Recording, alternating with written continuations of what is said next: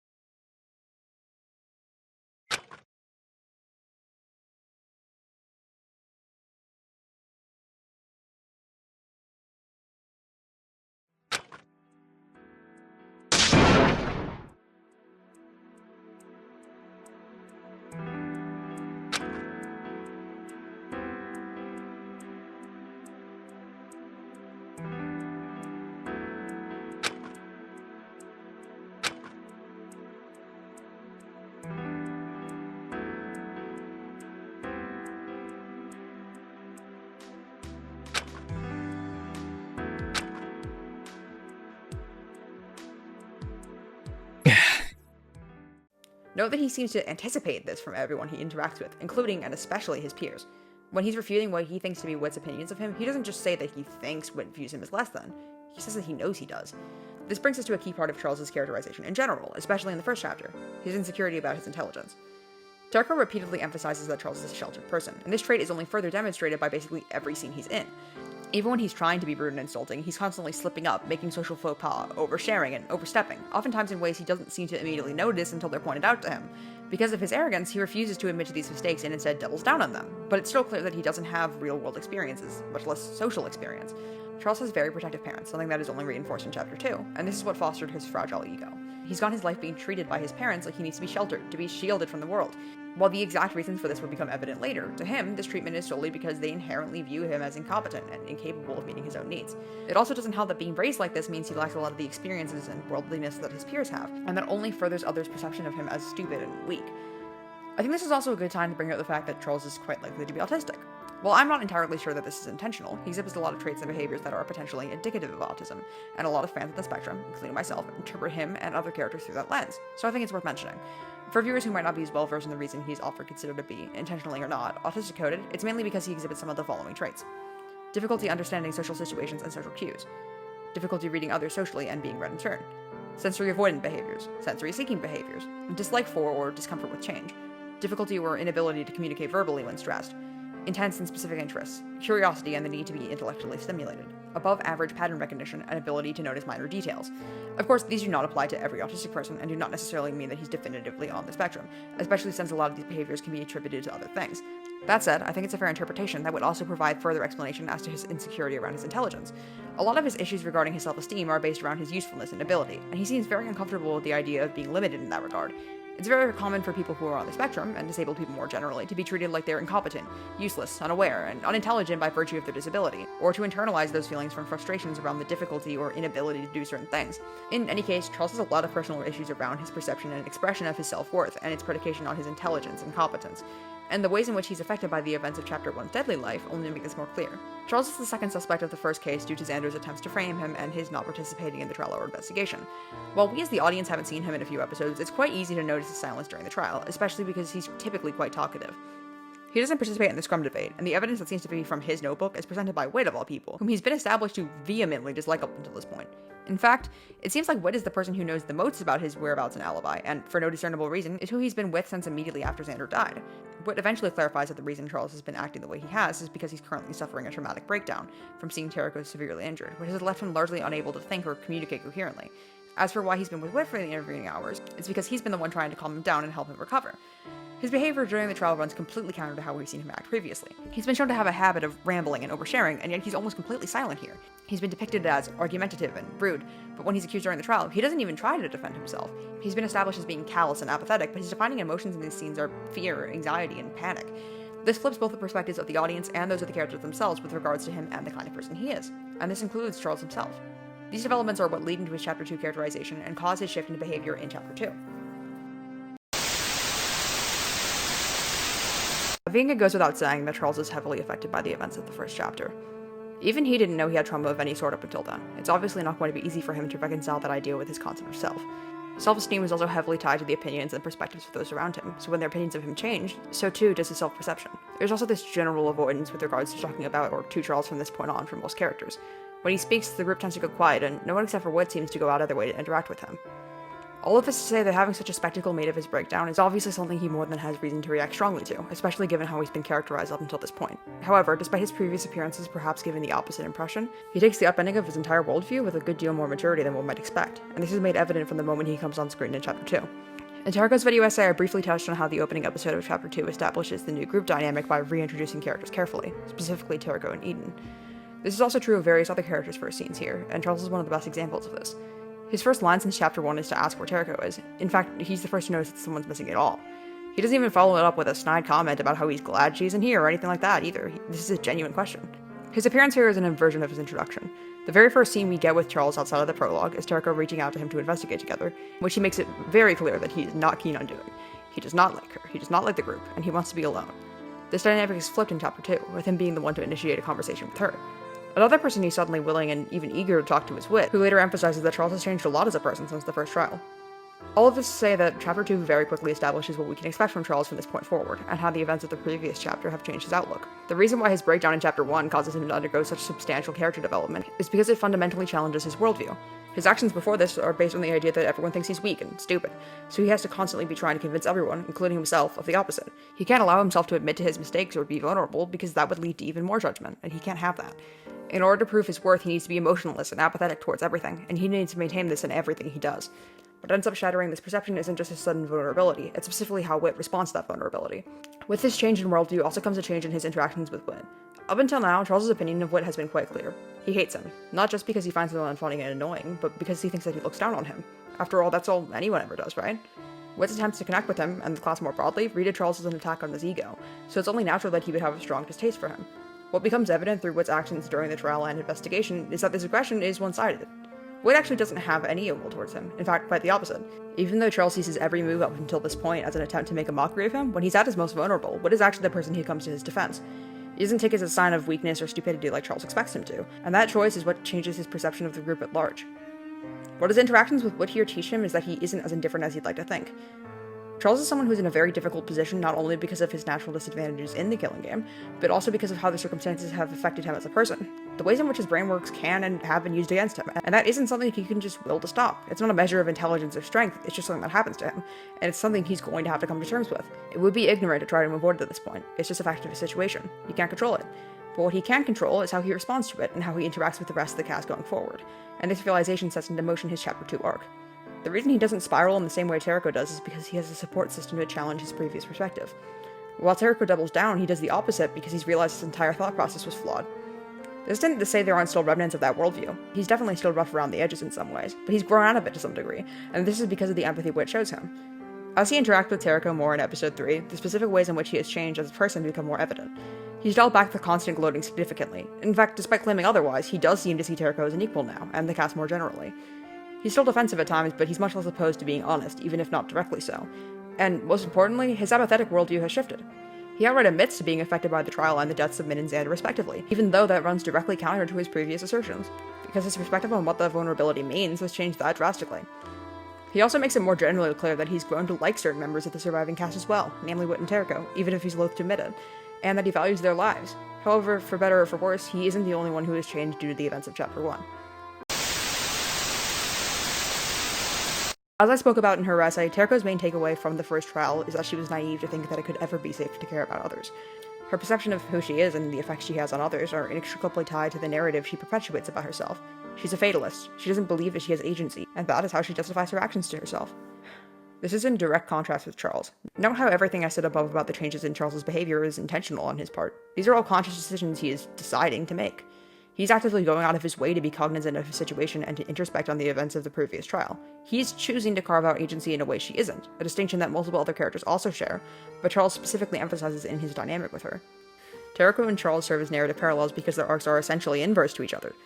Their opinions on trust, vulnerability, and personal agency more or less flip from Chapter 1 to Chapter 2, turning their entire dynamic on its head. Charles even outright makes this comparison, saying that Tereko reminds him of how he was before the first trial, and even if it's never outright said, it's made quite clear that the opposite is also true. What differentiates Charles from Tereko's other main support characters in the second chapter, those being Eden and Rose, is that he has the most in common with Tereko. While Eden is essentially Tereko's opposite, the same isn't exactly true of Charles. He's actively been in her position. He understands what she feels and what she thinks because it's exactly what he used to feel and think. While Eden mostly makes appeals to her morals, to some concept of inherent goodness and positivity in a person, Charles's points are usually more logical in nature. He isn't just trying to emphasize to her that she's being emotionally immature like he was before, but also that she's being unreasonable. Tereko takes the first trial as a warning to never be vulnerable again. Her feelings and connections only serve to get in her way, to harm her and those around her. Therefore, her best course of action is to repress them, push them down, force them away. In many ways, Charles thinks the opposite. His emotions are things that he cannot ignore, no matter how much easier that might be, because they're actively a factor in the situation that he needs to address. His main takeaway is that emotional maturity and intelligence aren't antithetical, or even mutually exclusive. In fact, recognizing and taking into account one's feelings is a logical and necessary thing to do. Not only is Tereko being distrustful, but in doing so, she's being irrational. Charles understands better than anyone that her attempts to justify her behavior as logical aren't actually reflective of the truth. Her motivations are, in fact, deeply emotional, and ignoring that isn't going to solve the core problem. I think the reason why he reaches out to Tereko specifically in Chapter 2 isn't solely because he respects her. He definitely does. Actually, she seems to be one of the very few people in the killing game that he takes seriously and enjoys talking to. But that isn't all there is to it. The event that caused Charles to develop as a person was the trial, yes, but more specifically, it was how Whit treated him during that trial. His perspective on vulnerability changed because it became evident through Whit's decision to reach out to him that he was wrong to assume the group hated and distrusted him. What makes it very clear that even without evidence, he doesn't think Charles is the culprit, and he unequivocally trusts and believes in him. The reason this is relevant to his dynamic with Tereko is because he's trying to do the same thing for her. What he needed to learn to trust others was to be shown trust and kindness himself. It only stands to reason that this would also be the case for Tereko. He thinks she needs the same wake-up call that he did, and that's part of why he trusts her specifically with his motive. Not just because he thinks she's the most competent in a trial, but also as a means of showing her that, in spite of what she said since Min's death, he does still value her input and company, and even if she disagrees, he thinks she's capable of change in the same way he is. Tereko has a major theme of not believing in personal agency, or the importance of choosing to become a better person. This is why David works so well as her rival. He mirrors the sentiment exactly and tries to use it to manipulate her. Tereko does not believe she can change, whether she wants to or not. Remember that scene with Whit that I showed in Tereko's video essay? Yeah, well, I'm talking about it again. Not only is it meant to emphasize that she doesn't think she's capable of becoming a good person, but also that she thinks this is because she's inherently different from everyone else. She doesn't care if Charles can change because she thinks she can't, but Charles does, and his interactions with her in Chapter 2 make this abundantly clear. That said, I think it's also worth noting once more that the effects of the first trial on Charles are not purely positive. While he does take it as an opportunity to improve as a person in a way that Tereko doesn't, the upending of his entire worldview is obviously not the easiest pill to swallow. A lot of his distrust and defensiveness gives way to shame and humiliation. He comments on how the rest of the class sees him as weak, vulnerable, and an easy target, and these are not things he takes well. This is to say that while he is more generally open as a person, he still isn't comfortable being around most of the group. This is another interesting facet of his dynamic with Tereko. While the reasons he's most comfortable around Whit are pretty self-explanatory, Tereko is a bit of a stranger case. He explains to her that the reason he wants to talk to her specifically is that she still treats him the same way as in Chapter 1. She doesn't think of his phobia as a particularly taboo subject because she doesn't think of much of anything that way. She's really desensitized to the world at large. Part of why he enjoys talking with her is because she doesn't see him or his situation as novel and ineffable in the same way as everyone else does, including Charles himself. Notice how he repeatedly avoids directly mentioning his hemophobia when he's talking to her. Whenever he brings it up, it's implied, not stated. And more than that, as someone who's very invested in critical thinking and the pursuit of knowledge, I think it's a fair assessment to say he gravitates towards Tereko in particular, because she has a better understanding of his thought process. Not just in an emotional sense, but also just in terms of how he thinks more generally. All of this to say that Tereko and Charles are, and have been for quite some time, my favorite dynamic in all of DRDT. Not just in the ways in which they contrast and challenge each other, but in the ways in which they complement and support each other too. Charles' first interactions with Tereko in Chapter 2 immediately show a shift in characterization, and the same is also true of his interactions with Whit, even though we don't directly see the two of them talk to each other until multiple episodes into the chapter. In his scene with Tereko, Charles says that he thinks others look down on him now. That's why he's most comfortable around her and Whit. He knows that Tereko is pretty outwardly unbothered by the events of the first trial, and Whit's already made it clear that his opinion of Charles isn't going to be drastically affected by knowledge of his phobia. Moreover, Whit is actually surprisingly emotionally mature when it comes to his interactions with Charles, and as a very empathetic person with naturally good intuition, has a good understanding of what the current situation is like for him. What differentiates him from Tereko in this regard is that Tereko would never outright admit to her similarities with Charles, or anyone else for that matter. In fact, she repeatedly emphasizes that she isn't like him, that he doesn't understand her because they don't actually have anything in common. Whit is the exact opposite. He's very willing to broach the subject and to show genuine concern and support in a way that Tereko doesn't. As I've already said, the specific reason Charles' arc goes in the opposite direction of Tereko's, despite their similarities, is because of Whit's intervention. His decision to believe in Charles' ability to change is born out of his personal philosophy. Charles starts the story trying to justify his every action logically. Whit, on the other hand, believes in his intuition above all else, even when he has evidence to the contrary. He's Charles' opposite. Charles sees his emotions as obstacles in the way of logic. There is no room for emotional reasoning in his line of thinking. That's why Whit's decision to be there for him when he's at his lowest disrupts his entire perception of how the world works. Because not only is he thankful for that decision, but more importantly, Whit is right to trust him. He isn't the culprit, no matter how much evidence suggests that he is. In fact, as David later points out to get a rise out of him, his entire acquittal is purely based on emotional evidence. Again, this is what causes him to open up to the idea of emotional reasoning. Whit also has a much better understanding than most people of Charles' mental state in general. In fact, other than maybe Veronica, he has the best concept of what exactly is happening to Charles in that moment. He shows a remarkable amount of respect and intelligence with regards to the topic, especially given his behavior up until this point. While it's been shown that he's a bit more thoughtful than one might assume at first, this is the first time we see him demonstrate that under pressure. In the same way that Charles' dynamic with Whit reveals a lot about who he is as a person, the reverse is also true. Up until this point in the essay, I've been trying to avoid using specific terminology without justifying why I believe it to be accurate for the sake of clarity. But since the section is more or less dedicated to explaining the actual psychological reasoning behind Charles' actions and reactions in the series, I'm going to be a bit more upfront here. Charles probably has a panic disorder. For those who aren't as educated on the topic, a panic disorder is a psychological disorder characterized by particularly frequent or intense panic attacks that cause difficulty functioning in day-to-day life. Panic attacks are sudden, involuntary bouts of intense fear. For people with trauma, they're often triggered by exposure to stimuli that remind the person of the traumatic situation, causing their brain to react as if they're in imminent, often physical danger when that isn't necessarily the case. Symptoms often include things like elevated heart rate, sweating, trembling, shaking, difficulty breathing, chills, hot flashes, nausea, numbness, dizziness, derealization, and depersonalization, but that obviously varies from person to person. Not only do the attacks themselves often cause complications in daily life, but also the fear of an attack occurring. In Charles's case, he seems to suffer from what is often referred to as a rolling panic attack, that being an extended period of time in which attacks come in waves, with periods of unease if relative calm in between.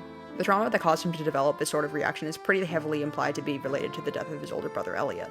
While his cause of death is unknown, I think it's fair to say that the incident was almost certainly very intense and traumatizing. Since Elliot was around 11 to 13 years his senior, I'd estimate this probably happened when Charles was around 5 to 6 years old, give or take. It's repeatedly emphasized that Charles didn't know about this up until the killing game started, and I think it's worth bringing up what it implies about the rest of his adolescence. Terko points out multiple times that he's very clearly led a very sheltered life, but with the added context of his trauma, I think the reason why this is the case begins to become more clear. One of Charles's most fascinating scenes is one I haven't touched on at all yet, that being in episode 7 of chapter 2. When Terko asks for the context to his secret, he responds like this. Indeed.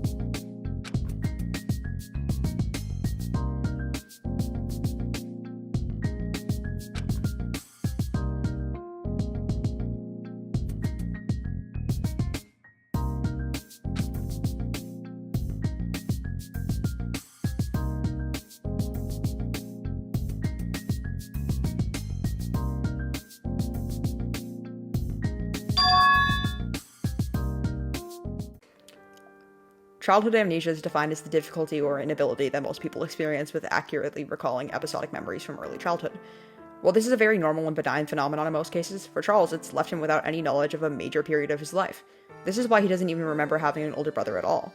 It's also worth noting that it's not uncommon for people who experience traumatic events, especially at a young age, to remember said events less clearly, or to have processed them in a less detailed manner. This isn't to say that what happened to his brother didn't emotionally and physically scar him for the rest of his life. It absolutely did. He still demonstrates a very clearly trauma-induced response to things that remind him, if only subconsciously, of that situation. What I think is worth noting is what he implies about his surviving family members and home life in this scene. Even though he may not remember it for himself, he absolutely has the right to know what happened, because it's still actively affecting his life. Despite this, he makes it pretty clear here that he was never actually made aware of the situation by his parents. They intentionally kept this part of his childhood from him. This is to say that, although it's never stated outright, it's implied that Charles has very protective parents. This plays into why he lacks worldly knowledge. He's never been allowed to have the kind of life experience he needs to be a functional adult. This might also be part of where his complex around competency and intelligence comes from. His parents have been doing everything for him his entire life, so he's internalized the idea that they, and people more generally, see him as incapable of taking care of himself. Even though his parents are trying to protect him, likely so that he won't meet the same fate as Elliot, they prevented him from growing and developing in the ways he needs to. To go back to his Chapter 2 arc, a major part of why the events of the first trial affect him so deeply is because they're the first thing in his life to break through that facade his parents so carefully curated for him. Like many people, his identity and sense of self is deeply rooted in his home life and childhood. In fact, I'd say this is even more true of him, given the fact that he doesn't seem to have many experiences outside of that. For this aspect of his life to suddenly be under scrutiny not only from himself, but from the people around him causes his priorities and general way of viewing the world to shift drastically. He begins to reconsider his outlook on the situation and those around him, and chooses to change for the better in a way that Terako doesn't. At least, not yet. Thank you so much for watching. I hope the quality of this video is better than the previous, and that you enjoyed hearing my thoughts on my other favorite character from Despair Time. I'm going to put a paste bin with the script for this video in the description, and I also might post the script to Tumblr to make it easier to access. I'm also going to try to do subtitles, but we'll see how that goes. I really enjoyed making this video. If you couldn't tell, Charles is a very important character to me for a lot of reasons. Something about the way he's so incredibly traumatized and vulnerable, but also allowed to be intelligent, competent, and surprisingly understanding of the people he cares about has always really spoken to me. I'm not going to go too in-depth as this video isn't really about me, but I've always really related to his character on a lot of levels, so being able to express that is really cathartic. Hopefully I was able to properly portray his character in spite of those biases. In terms of what to expect for future videos, I, as always, have a lot of animations planned. As to whether or not I'll make more video essays, I'm unsure. I'm hoping to make a few on other topics I'm passionate about. Now that's not to say there won't be any more studies of DRDT. There are aspects of Teriko's character that I still want to cover, and I have my eyes on a few other members of the cast as well. I might make a video on the themes and motifs of DRDT more generally, but I'm not promising anything. Thank you so much for your support on my art and analysis. I love making DRDT content and enjoy sharing my interpretations. I'd love to hear what others have to say about the characters I covered. Shout out to my friends for supporting and proofreading this project, and for feeding my DRDT obsession. Thanks, and have a great day.